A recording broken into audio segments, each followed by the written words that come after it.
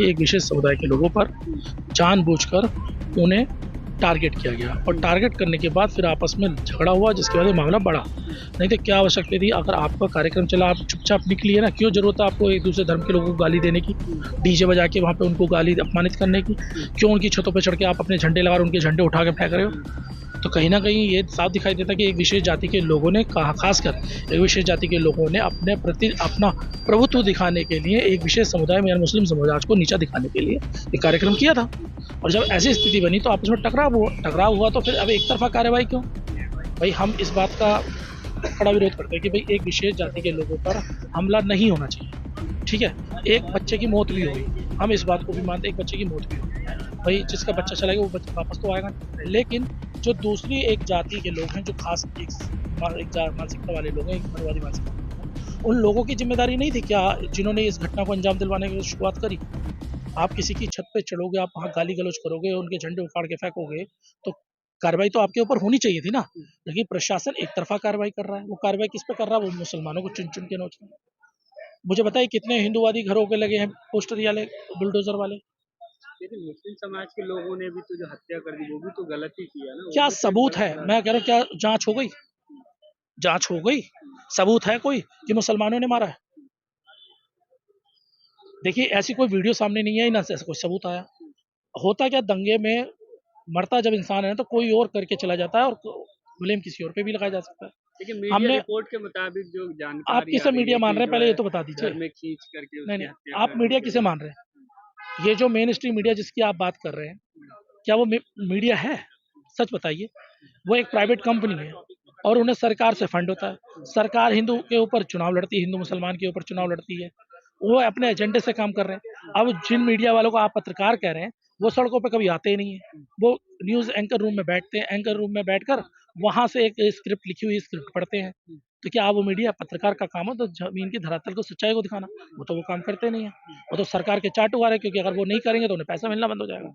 और वो भी एक विशेष जाति के लोग हैं जो अपने धर्म को हावी करना चाहते हैं, दूसरों पे थोपना चाहते हैं। ये तो आप देख रहे हैं ना। तो उससे साफ जाहिर होता है कि भाई एक पूरी मानसिकता है, ये एक 10% जो लोग कहता हूँ, ये पूरी मानसिकता है जो लोगों पे अपना वर्चस्व बनाना चाहती है। अब रही बात आपकी कि भाई वहाँ पे बुलडोजर की बात जब हम बात कर रहे हैं, तो बुलडोजर तो उस पर भी चलना चाहिए ना जिन्होंने उन्हें उकसाया।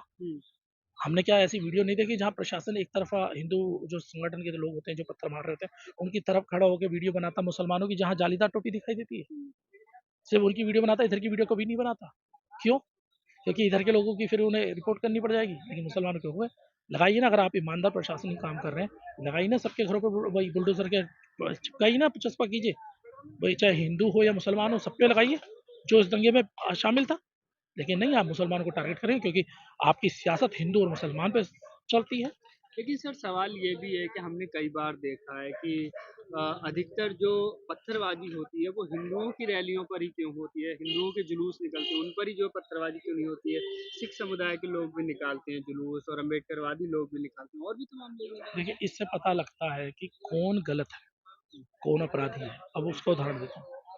सिखों की शोभा यात्रा, सिखों की भी यात्रा निकलती है, मुसलमान एरियो से निकलती है। मुसलमान उन पर पत्थर नहीं फेंकता क्या? लेकिन हिंदू और मुसलमान, वो सिख और मुसलमान तो अलग अलग धर्म है। इसी तरीके से ईसाई भी अपनी यात्रा निकालते हैं कई बार। क्या मुसलमान ईसाइयों पे पत्थर मारते हैं? नहीं मारते। इसी तरीके से दलित समाज, जो हमारा, जिस समाज से हम लोग हैं, दलित समाज अपनी यात्राएं निकालता है। क्या दलित और मुसलमान एक दूसरे पे पत्थर मारते हैं? नहीं मारते। तो इसका मतलब ये है, जब वो दूसरे धर्मों पे अगर मानना होता तो वो सब पे मारते, उनके क्षेत्र में वो सब पे मारते। तो जब वो दूसरों पे नहीं मार रहे, इन्हीं पर क्यों मारते हैं?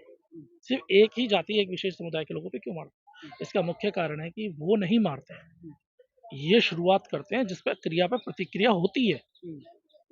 बताइए, जब आप ये बात कर रहे हैं, क्या नाम है इसका, बहराइच की घटना पे ही बात करते हैं, तो बहराइच की घटना के अंदर आप ही मुझे बताइए क्या जरूरत थी किसी मुसलमान के घर की छत पे चढ़ के आपको उसके धार्मिक झंडे को उठाकर फेंकने की और अपना झंडा लगाने की? क्या आवश्यकता थी कि वहाँ पे डीजे के नाम पर आपने जो एक विशेष संप्रदाय है उसको गाली देके गाने चलाने की? और प्रशासन आराम से देख रहा, सुन रहा है। आप क्या जरूरत है मस्जिदों की उस पे दीवारों पर चढ़ के उन्हें एक विशेष समुदाय को अपमानित करने की?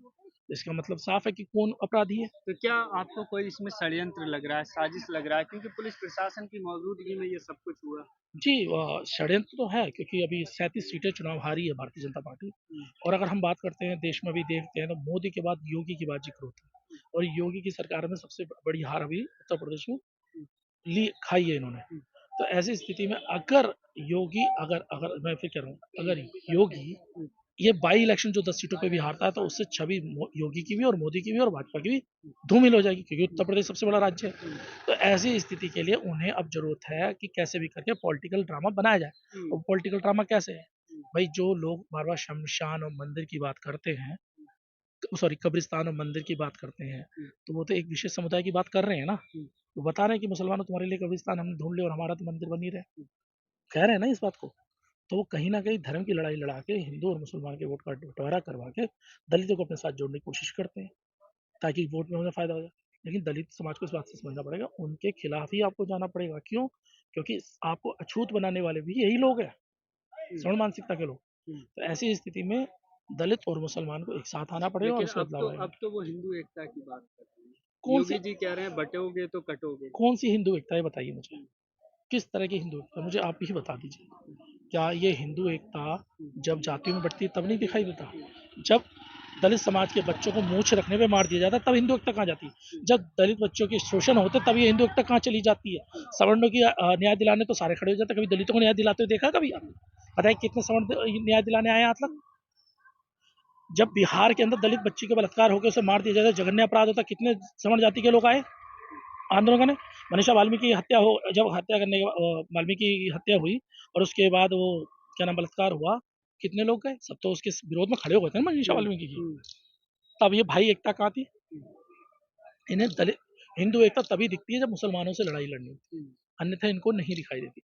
और मैं अपने समाज के लोगों से एक ही बात कहूँगा, मूर्खता छोड़िए, समाज को जोड़ने का काम कीजिए। मुसलमान आपका अपना है, क्योंकि मुसलमान कन्वर्टेड वो 80% जो कन्वर्टेड है वो आप ही में से है, और वो दलित जातियों से ही कन्वर्टेड है, ओबीसी जाति से कन्वर्टेड है, तो वो आपका अपना खून है।